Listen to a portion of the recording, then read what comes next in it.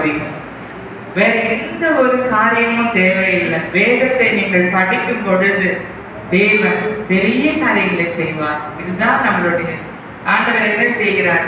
நோவாவின் குடும்பத்தை தவிர முழு உலகத்தை ஜலத்தினால அழித்து போடுகிறார். ஹல்லேலூயா. சரி, இப்போ ஆண்டவர் என்ன செய்கிறார்? ஒரு உடன்படிக்கை செய்கிறார். அவருக்கு ரொம்ப கஷ்டமா இருக்கு. நாம் படைத்த பிள்ளைகள், நாம் படைத்த உலகம் எல்லாத்தையும் அழித்து போட்டுட்டோமே. ஆனா இப்போ இதற்கு, இந்த மனு குலத்திற்கு எப்பவுமே ஒரு மீட்பு கொண்டு வரணும். அதற்காகத்தான் என்ன செய்தார்? எடுத்தவங்க வாசிங்க. எல்லாருக்கும் தெரிஞ்ச வசனம் தான், சண்டே கிளாஸ்ல இருந்து படிக்கிறது தான். யோவான் 3:16 எல்லாருக்கும் தெரிஞ்ச வசனம். ஒரே பேரான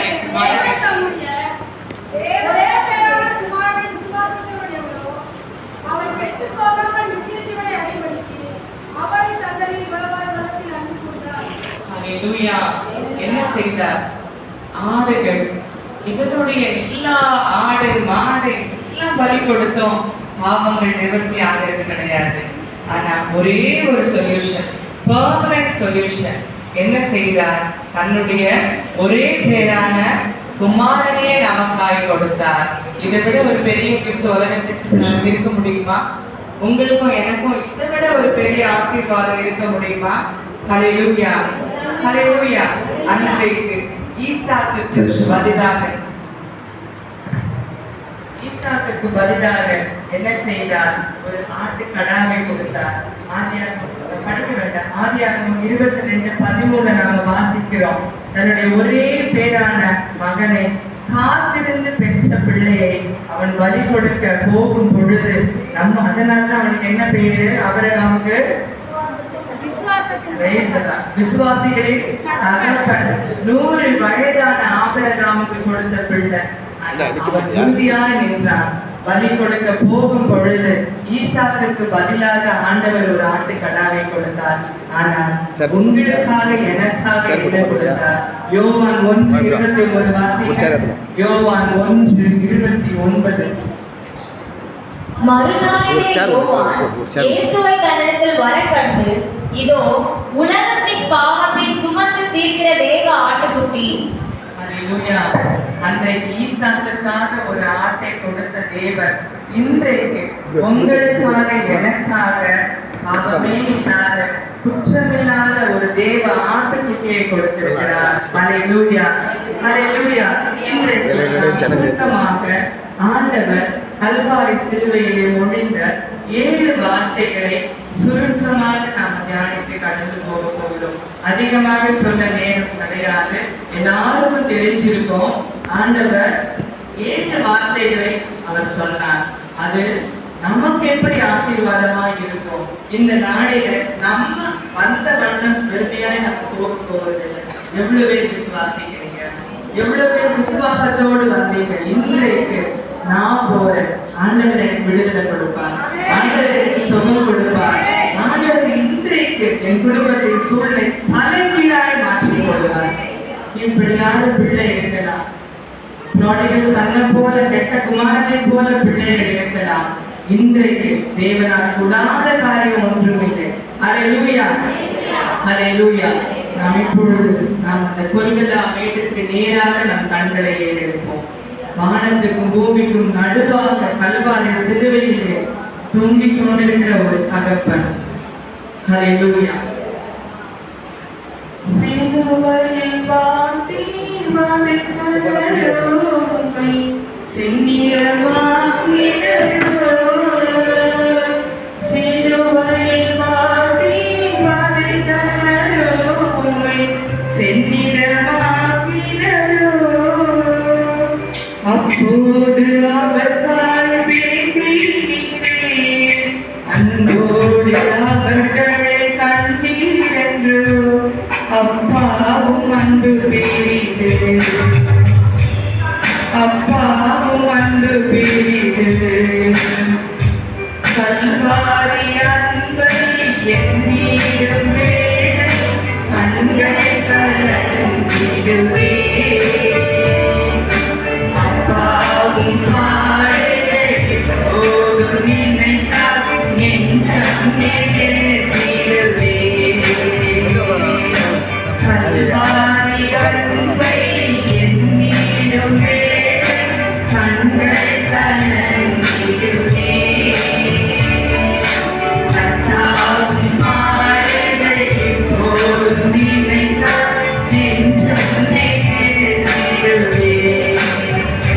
ஹல்லேலூயா. அவரை ஒருமுகமாய் நாம் வைத்துக் கொள்ள உங்களை யாரும் நோக்கி பார்க்க வேண்டாம். இது உங்களுக்கும் ஆண்டவருக்குமான நேரம். அவருடைய ஊழியக்காரியாக நான் சொல்லுகிறேன், ஒரு இடத்திற்கு நான் ஒரு மெசேஜ் கொடுக்க போகணும்னா என் கணவர் நானும் தினந்தோடு ஜெபிப்போம். நாங்க சொல்றது, ஆண்டவரை ஏதோ ஒரு ஷோ பண்ண எங்களை கூட்டிட்டு போகாதீங்க. போனா ஜனங்களுக்கு விடுதலை கிடைக்கணும், ஜனங்களுக்கு சுகம் கிடைக்கணும். அதனாலதான் ஒரு ஊழியக்காரியாக நான் சொல்லுகிறேன், இன்றைக்கு கல்வாரிக்கு நேராக உங்க சிந்தனை இருக்கட்டும். வேற எந்த நோக்கமும் வேண்டாம். எப்படி நம்ம இந்த ஆலயத்துக்குள்ள வரும் பொழுது அவர் செருப்பெல்லாம் வெளியே வச்சுட்டு வரும், அதே போல கவலைகள் எல்லாம் வெளியே வச்சுட்டு வந்துருங்க. உள்ளத்துக்குள்ள இருக்கிற எல்லா காரியங்களையும் தூக்கி வெளியே போடுற அவர் முழுவதுமாக உங்களை நிரப்ப போகிறார். ஆவியானவர் அளவில்லாமல் உங்களை நிரப்ப போகிறார். கர்த்தரை ஆவியானவர், கர்த்தருடைய ஆவி எங்கேயோ அங்கே விடுதலையும் உண்டு. அப்படியானால் நீங்கள் விடுதலை பெறாமல் இன்றைக்கு போகவே முடியாது. ஹல்லேலூயா, ஹல்லேலூயா. கெத்செமனே தோட்டத்தில் என்ன நடக்கிறது? யூதாஸ் காரியத்து கூடவே இருந்தவர் எப்படி ஆண்டவரை காட்டிக் கொடுத்தார்? முத்தத்தினாலே காட்டிக் கொடுத்தார். துரோகத்தோட உச்சம், அன்பின் வெளிப்பாடு முத்தம் இல்லையா? நம்ம பிள்ளைங்களை எவ்வளவு அனைத்து நாம ஆசைத்தீர முத்தம் விடுறோம். இன்றைக்கும் என் கணவர்கிட்ட நான் சொல்லுவேன், மறைந்த நீதிரன் அங்கிள், நான் எப்பவுமே சொல்லுவேன், அவங்கள பார்க்கும் பொழுதுதான் தன் மகளை போல இதில கட்டி பிடிச்சு 2 கண்ணங்களில் முத்தம் கொடுப்பார்கள். இன்றைக்கு நினைக்கும் பொழுதும் என் கண்கள் கலங்கும். ஐயோ, என் தகப்பனை நான் இழந்து விட்டேனே. ஆனால் அன்புள்ள ஆண்டவர் நம்மளோடு கூட இருக்கிறார். அவர் எப்பொழுதும் நம்மை அனைத்து முத்தமிடுகிற ஆண்டவராக இருக்கிறார். ஹல்லேலூயா. அவருடைய அன்புக்கு முன்பாக எதுவுமே ஈடு செய்ய முடியாது. தாயினுடைய அன்போ, தகப்பனுடைய அன்போ, பிள்ளையின் அன்போ, மனைவியின் அன்பு, கணவனின் அன்பு, எதுவுமே அதற்கு ஈடாக நீங்க கொடுக்கவே முடியாது. ஹல்லேலூயா, ஹல்லேலூயா. முத்தத்தினாலே ஆண்டவரை அவர் காட்டிக் கொடுக்கிறார். என்ன நடக்கிறது? அவரை யூதர், அந்த ரோம போர் செய்வர்கள் அவர்களை ஆண்டவரை பிடித்துக் கொண்டு போகிறார்கள். அந்த இரவிலே, அந்த நேற்று எல்லாரும் உங்களுக்கு தெரியும், வியாகுல வியாழன், கட்டளை வியாழன் சொல்லுவாங்க. அந்த ராப்போஜனத்தை கடைசி ராப்போஜனம் அதுன்னு சொல்லுவாங்க. அந்த இரவிலே அவர் பிடித்து கொண்டு போகப்பட்டார். வாரினாலே அடிக்கப்பட்டார். வீட்டுல போய் எடுத்து வாசிங்க. ஏசாயா 53ஆம் அதிகாரம்.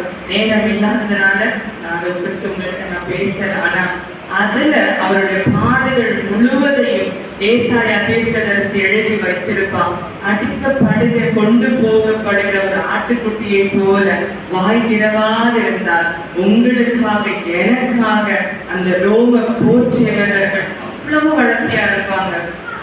நாங்க அங்க போயிருக்கும் போது நாங்க பார்த்தோம், எவ்வளவு நம்மளை விட அவ்வளோ வளர்த்தியாக, நல்ல ஒரு ஆச்சார பாவம், ஒரு நல்ல, எப்படி சொல்றது, அவ்வளோ ஒரு பலசாலியா இருப்பார்கள். அப்படிப்பட்ட போர் செய்வர்கள் அவங்க எவ்வளவு முறை அடிச்சாங்க சண்டையில, 40க்கு 1 குறைய எத்தனை அடிகள் அவர் அடிக்கப்பட்டார். அதுல வேத பண்டிதர்கள் என்ன சொல்றாங்க அப்படின்னா, அந்த அந்த சவுக்கோட நுனியில சின்ன பந்து போல இருக்கும். அந்த பந்து எப்படி இருக்கும்? முழுவதும் முட்களினால் நிறைந்து இருக்கும். இரும்பு பந்து. அடிச்சு அதை எடுக்கும் பொழுது என்ன நடக்கும்? முதுகு, சதை எல்லாம் பிரித்து எரியப்படும். ஒவ்வொரு சதையும் பிச்சு எரியப்படுகிற ஒரு சூழ்நிலை. அவருடைய முதுகு எப்படி இருந்ததா? உளப்பட்ட நிலம் போல இருந்தது. நமக்கு ஒரு சின்ன பின்னு குத்துனா எவ்வளவு வலிக்குது. காலில் ஒரு சின்ன பின்னு குத்திடுச்சுன்னா, இல்ல பெண்களுக்கு தெரியும், சமையல் செய்யும் போது கத்தியில சின்னதா நமக்கு வெட்டுப்பட்டா எப்படி வலிக்கணும். ஆனா ஆண்டவர் உங்களுக்காக, எனக்காக அவ்வளவு அடிகளை அவர் ஏற்றுக்கொண்டார்.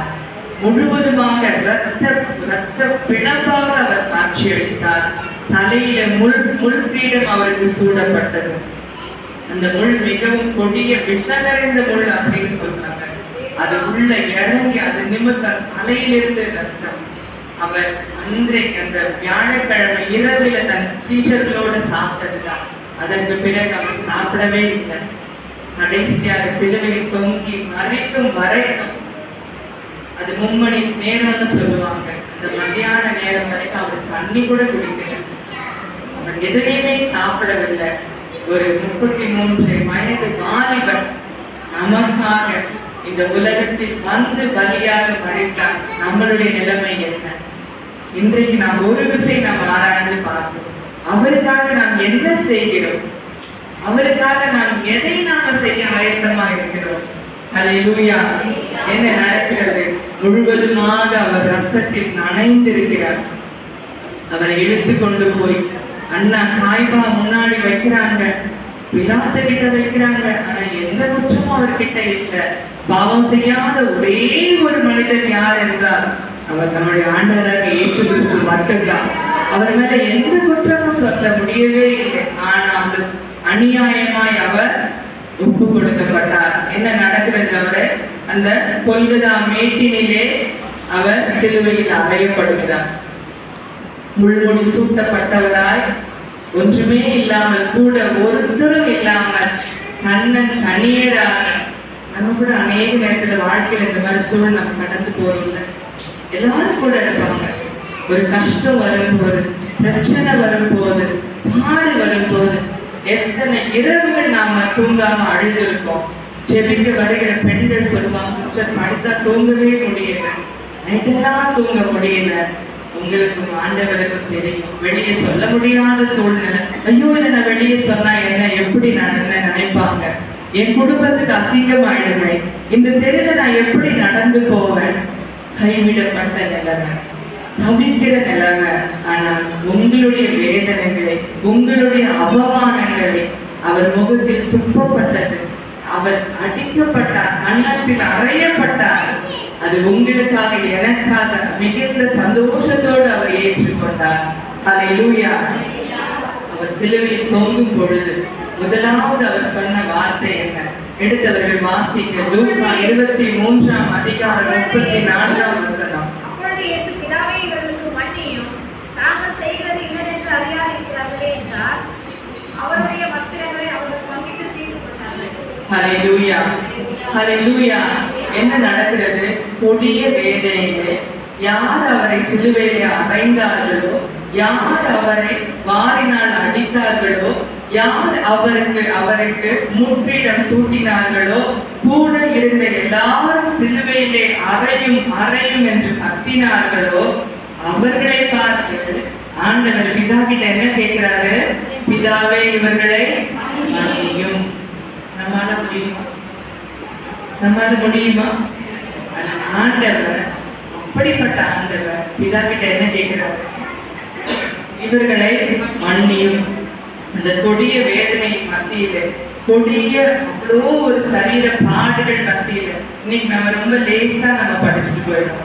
ஓ, அவர் சிலுவையில் தொங்கினார், அடிக்கப்பட்டார், பாடுகள் பட்டார், அவர் முகத்துல அரைச்சாங்க, குட்டுனாங்க, துப்புனாங்க, இதெல்லாம் இருக்காங்க.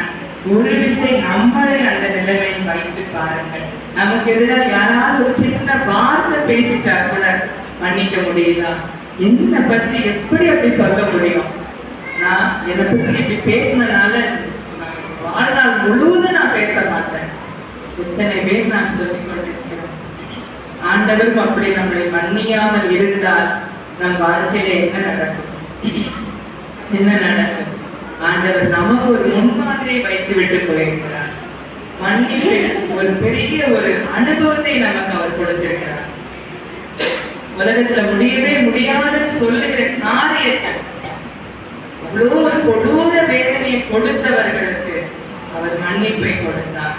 அடுத்ததாய் வாசிங்கள் லூக்கா 23ஆம் அதிகாரம் 43ஆம் வசனம்.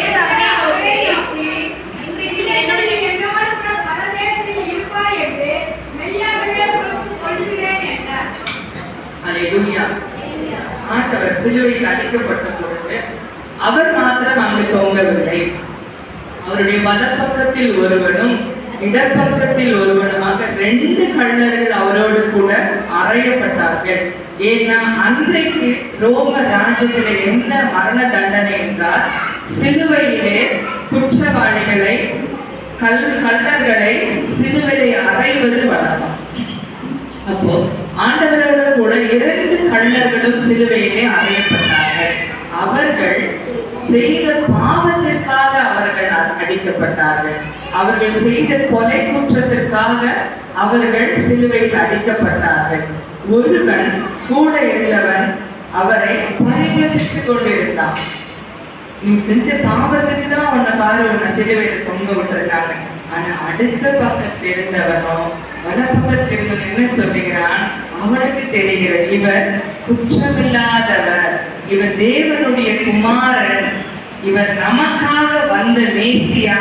என்ன சொல்கிறான்? உடனே, ஆண்டவரே என்னையும் நீங்க நினைச்சிருந்தப்பா, நானும் உங்க கூட இருக்கணும்.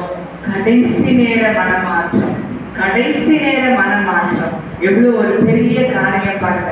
ஆண்டவர் என்ன சொல்கிறார்? அவன் கொடிய பாவிதான், பாவத்துக்காக அவன் தண்டனை அனுபவிக்கிறான். ஆனா ஆண்டவர் என்ன சொல்கிறார்? இன்றைக்கு, நாளைக்குன்னு சொல்லல, நீங்க வேதத்தை படிக்கும் போதெல்லாம் நீங்க வாசிப்பீங்க, இன்றைக்கு இந்த வீட்டுக்கு ரட்சிப்பு வந்தது. ஆண்டவர் உடனுக்குடன் கொடுக்கிறவர். ஒருவேளை இன்றைக்கு அமர்ந்திருக்கிற நீங்கள் அவரை விட்டு தூரம் இருந்திருந்தால், ஐயோ என் ஜெபத்துக்கு பதிலே கொடுக்கலையே, என்கிட்ட ஜெபிக்க வரும்போது முதலாவது கேட்கிற காரியம், சிஸ்டர் நீங்க ஜெபம் பண்ணீங்களா? வேதம் வாசிச்சீங்களா? இன்னைக்கு காலையில எத்தனை பேர் வேதம் வாசிச்சீங்கன்னு நான் கேட்க மாட்டேன். நான் எங்கேயும் போனா அதைத்தான் நான் சொல்லுவேன். ஆனா it's between you and God. அது உங்களுக்கும் ஆண்டவருக்கும் இடையே உள்ளது. அப்படிப்பட்ட நேரத்துல ஒருவேளை ஆண்டவர் என் ஜெபத்திற்கு பதில் கொடுக்கவே இல்லையே, என் வியாதி சுகமாகவே இல்லையே, நான் ஜெபிக்கிறது இல்ல சிஸ்டர் அப்படின்னு இருந்தா, இன்று இருக்கிற இடத்தில் தானே ஆண்டவரே என்னை மன்னிங்கப்பா, என்னை மன்னிங்க சுவாமி, உங்களை விட்டு நான் தூரம் போயிருக்கப்பா, என்னை ஒரு விஷயம் மன்னிங்க சொல்லுகிற வேலை தானே ஆண்டவர் உங்களை மன்னிச்சிட்டார். ஹல்லேலூயா, ஹல்லேலூயா. என்ன நடக்கிறது? உடனே சொல்றாரு, இன்றைக்கு நீ என்னோடு கூட பரதேசில் இருப்பார். அவனுக்கு ஆண்டவரை பத்தி தெரியாது, வேதம் தெரியாது, பேப்டிசம் தெரியாது, எதையுமே தெரியாது. ஆனா கடைசி நிமிஷத்துல அந்த விசுவாசம் இன்றைக்கு ஆண்டவர் நமக்கும் அதைதான் கேட்கிறார். இன்றைக்கு விசுவாசத்தோடு நாம் அவர்கிட்ட கேட்கும் பொழுது வேதம் சொல்லுகிறது, இயேசு கிறிஸ்து நேற்றும் இன்றும் மாறாத ஆண்டவராக இருக்கிறார். அதனால்தான் நான் வரும்பொழுது திரும்ப நான் சொன்னேன், இன்றைக்கு ஆண்டவர் சொன்ன காரியம், இன்றைக்கு விசுவாசத்தோடு கேட்கிற ஜனங்கள் கேட்கிற காரியத்தை பெற்றுக் கொள்வார்கள். ஹல்லேலூயா. கரங்களை தட்டலாமா? ஹல்லேலூயா. என்ன வார்த்தை ஆண்டவர் சொன்னாரோ, இன்றைக்கு என்னோடு கூட நீ பரதேசில் இருப்பான்னு சொன்ன ஆண்டவர் இன்றைக்கு சொல்றார், நீ விசுவாசிக்க கூடுமானால் ஆகும். விசுவாசிக்கிறவனுக்கு எல்லாம் கூடும். நீ விசுவாசித்தால் தேவனுடைய மகிமையை காண்பாய். அது மாத்தாள் மரியாதைக்கு மாத்திரம் சொல்லல, உங்களுக்கும் எனக்கும் ஆண்டவர் சொல்றார்.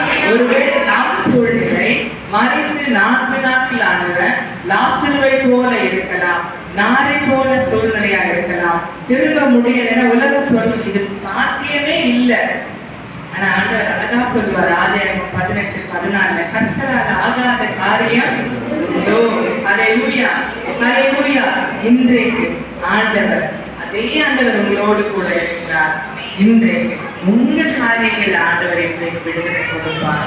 அடுத்ததாக வாசிங்க, யோவான் 19:26-27.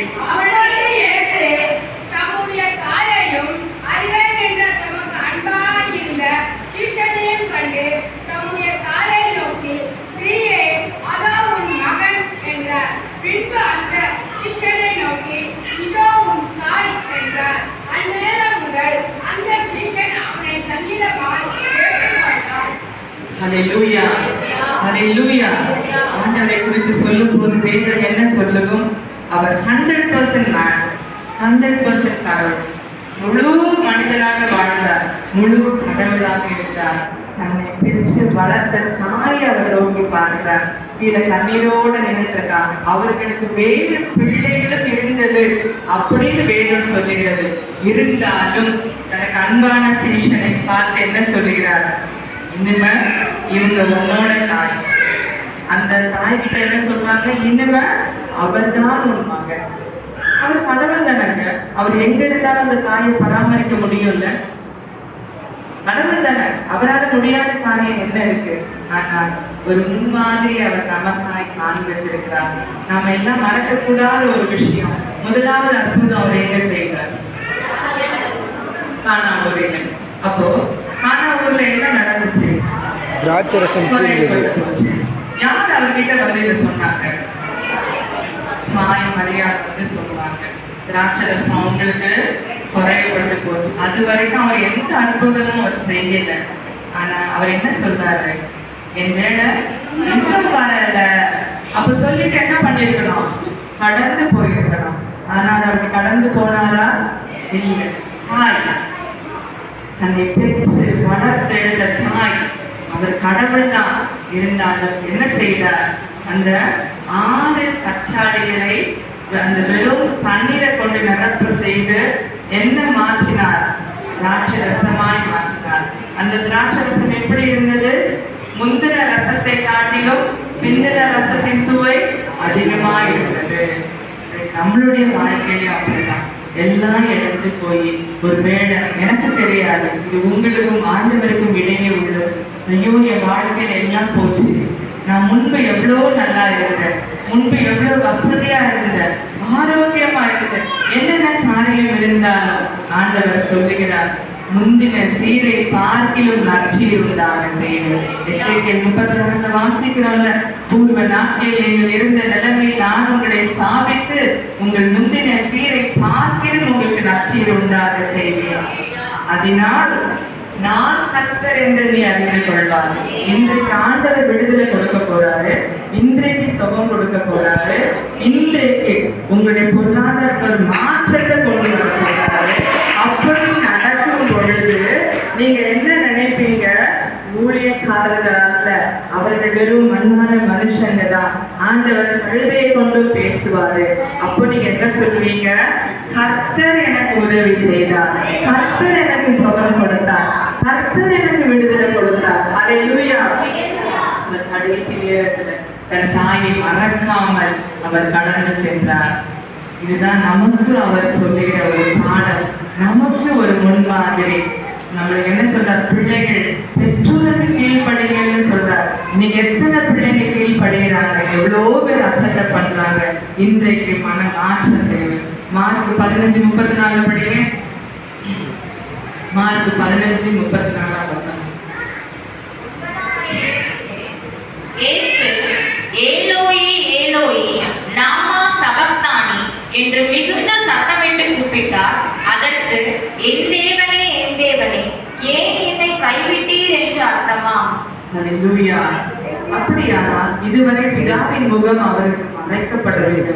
ஆண்டவர் அந்த உலகத்துல வாழ்ந்த போது எப்பவுமே சொல்வாரு, நானும் என் பிதாவும் ஒன்றாய் இருக்கிறோம், பிதாவே நீர் மகிமைப்படும். ஒவ்வொரு நேரம் அவருக்கு மிகுந்த ஒரு சந்தோஷமான காரியம் என்னன்னா, தன் தகப்பனோடு கூட அவர் இணைந்து இருக்கிற காரியம். ஆனால் அந்த நேரத்திலே முழு உலகத்தின் பாவம் அவர் மேல் சுமக்கப்பட்ட பொழுது சங்கீதம் 22:1 நாம் அதை வாசிக்கிறோம். என் தேவனே என் தேவனே ஏன் என்னை கைவிட்டேன்? அதனாலதான் ஆண்டவர் சொல்றாரு, பாவம் நம் வாழ்க்கைக்குள்ள நுழையும் பொழுது ஆண்டவரால் நம்மோடு இடைபட முடியாது. அதற்கு தான் எப்போதுமே சொல்ற, தன் பாவங்களை மறைக்கிறவன் வாழ்வடைய மாட்டான், அவற்றை அறிக்கை செய்து விட்டு விடுகிறனோ இரக்கம் பெறுவான். இதற்காகத்தான் இன்றைக்கு அந்த ரத்தம் நம்மை கழுவி சுத்திகரிக்கிறது. உங்களுக்கும் அவருக்கும் எனக்கும் அவருக்கும் இடையில பாவம் வரும் பொழுது காரில் தான் இருக்கும், எல்லாம் மறைக்கப்படும். அப்போ எல்லாவற்றையும் சகித்த தேவன், பாடுகளை சகித்த தேவன், வேதனைகளை சகித்த தேவன், அவமானத்தை சகித்த தேவன், பசி தாகம் எல்லாம் சகித்த தேவன், பிதாவின் முகம் மறைக்கப்பட்ட பொழுது அவரால் தாங்க முடியவில்லை. அதையும் அவர் ஏற்றுக்கொண்டார். எதற்காக? உங்களுக்காக, எனக்காக. ஹல்லேலூயா. அடுத்ததாக வாசிங்கள் யோவான் 19:28.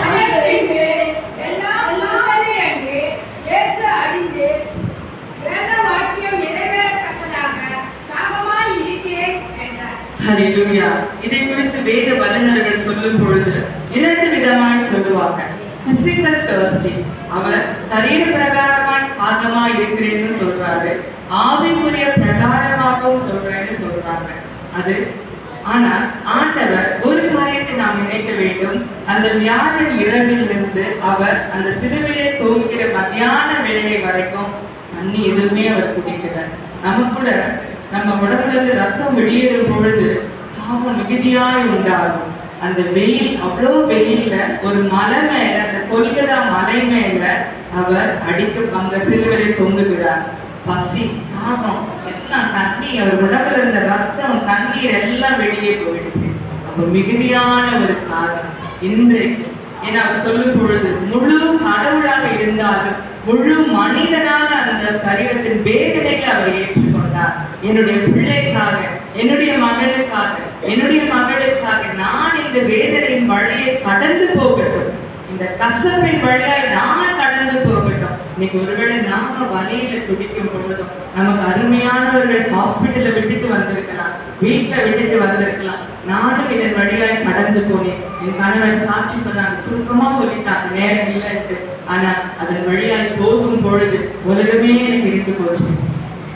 காலையில நல்லா எழுந்து நாங்க முதல் வேலை என்ன செய்வோம்னா 5 மணிக்கு எழுந்து நாங்க 2 பேரும் ஒண்ணு போல பைபிள் வாசிச்சு கையை பிடிச்சு நாங்க ஜெபம் பண்ணிட்டு அப்புறம்தான் நாங்க நாள ஆரம்பிப்போம். அன்றைக்கும் அப்படிதான் நாங்க ஆரம்பிச்சோம்.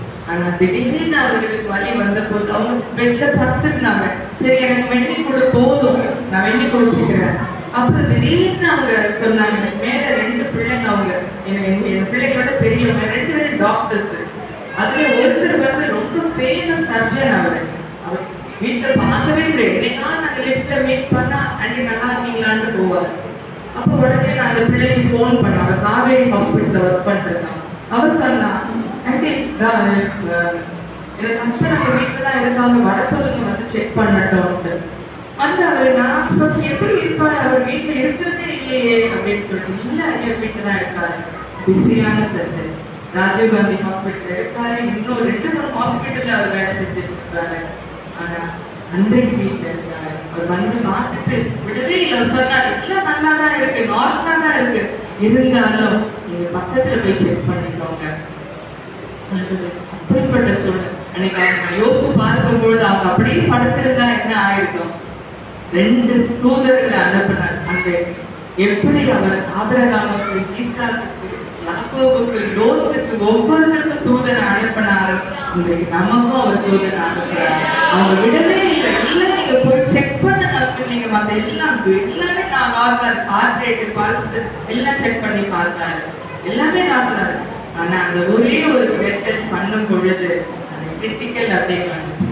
உடனே அவங்க பண்ணாங்க. ஆனா அந்த நேரத்தை நான் தனித்து உட்கார்ந்துருந்தேன். பிள்ளைங்க 2 பேரும் கிடையாது, தனித்து உட்கார்ந்துருந்தேன் ஹாஸ்பிட்டல்ல.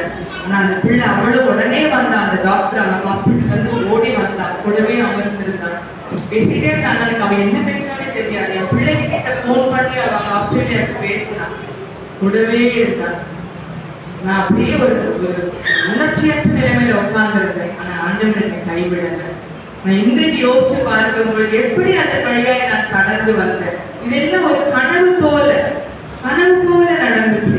ஒரே டாக்டர் வந்து சொன்னாரு, அடைப்பு இருக்கு, உடனே ஆஞ்சியோ பண்ணணும். அதை முடிச்சுட்டு சொன்னார், உடனே 3 ஸ்டென்ட் வைக்கணும். எல்லாம் தேவன் செய்யணும். ஐயோன்னு கதறும் பொழுது நம்முடைய வலி அவருக்கு தெரியும். அவரும் இதன் வழியாய் அவர் கடந்து சென்றார். ஹல்லேலூயா, ஹல்லேலூயா. அடுத்தது வாசிங்க யோவான் 19:30.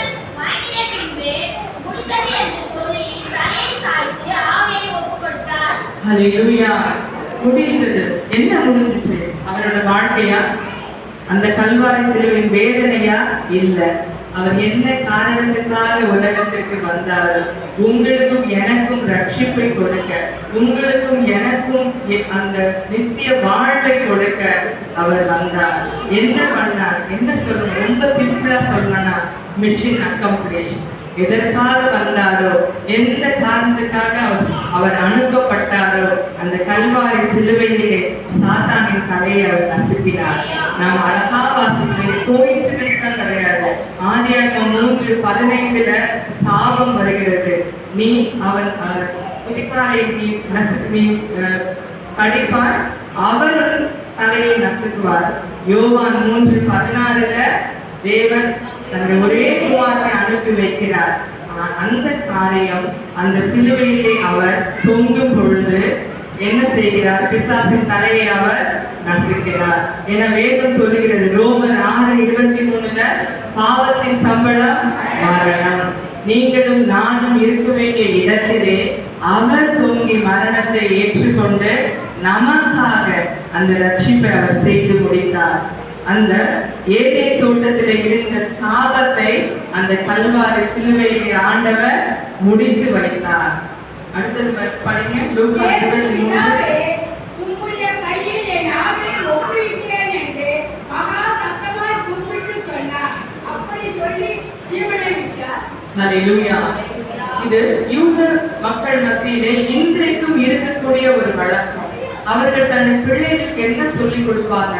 படுக்கும் பொழுது ராத்திரியில அவங்க பெட்டுக்கு போகும்போது என்ன சொல்லுவாங்க? பிதாவே, உம்முடைய கைகளில் என் ஆவியை ஒப்பு கொடுக்கிறேன். எதற்காக? ஒருவேளை தூக்கத்திலே நாம் மறைத்து விட்டாலும். எவ்வளவு பேர் தூக்கத்தை நம்ம கேள்விப்பட்டிருக்கோம்ல, எல்லாம் நம்ம சொல்லுவோம். நம்ம தாத்தா பாட்டி இல்ல தெரிஞ்சவங்க அப்படி தூக்கத்திலே அவங்க இறந்து போயிட்டாங்க இல்லையா?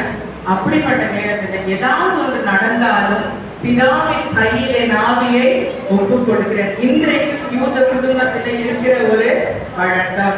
அப்ப ஆண்டவரும் ஒரு யூதர். அவர் என்ன செய்கிறார்? நமக்கு நமக்கு இந்த சுவாசத்தை கொடுக்கிறாங்க, ஆவியை கொடுக்கிறது யாரு? பிதாதான் நமக்கு கொடுக்கிறார். நம்ம வாசிக்கிறோம் இல்லையா? நம்ம நாசியில சுவாசத்தை யாரு கொடுக்கிறார்? தகவல் நமக்கு இதை கொடுத்திருக்கிறார். அப்போ திரும்ப அதை எடுத்துக்கொள்கிற அதிகாரம் யாருக்கு இருக்கு? அவருக்கு தான் இருக்கிறது. யோபை குறித்து நம்ம வாசிக்கும் பொழுதும் யோபுக்கு எல்லா பிரச்சனையும் வந்துச்சு. ஆண்டவர் என்ன சொன்னாரு? அவன் ஜீவனை மாத்திரம் தொடாதே. ஜீவனின் அதிபதி யாரு? ஆண்டவராகிய இயேசு கிறிஸ்து. எல்லாவற்றையும் முடித்து அவர் என்ன செய்கிறார்? தன்னுடைய ஆவியை பிதாவினிடத்திலே ஒப்பு கொடுக்கிறார். அவர் அந்த நல்ல போராட்டத்தை விசுவாசத்தோடு முடிக்கிறார், தோல்வியோடு அல்ல. நிறைய பேர் சொல்லுவாங்க, உங்க ஆண்டவர் என்ன சிலுவையில எல்லாரும் அடிச்சு அவர் இறந்து போனாரே, மறிச்சு போனாரே. இல்ல, நமக்கு மாத்திரம் தான் தெரியும் அது தோல்வி அல்ல, அது வெற்றி. வருஷம் நம்ம அந்த புனித வெள்ளியை கொண்டாடிட்டு போற ஒரு சடங்காச்சாரம் இல்லை. நமக்கு ஒரு நிச்சயம் நமக்கு வேணும். நான் இன்றைக்கு மறைந்தாலும் பரலோக